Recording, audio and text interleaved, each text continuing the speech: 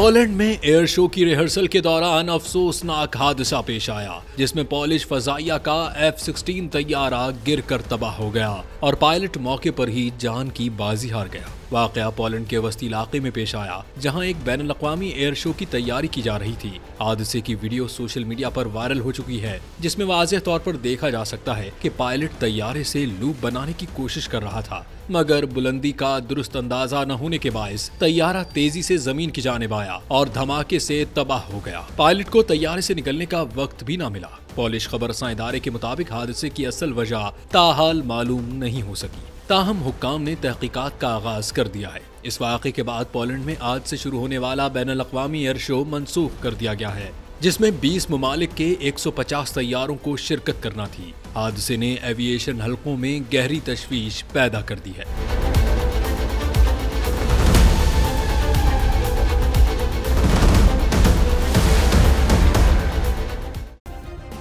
Subscribe करें और bell दबाएं ताकि कोई खबर रह न जाए।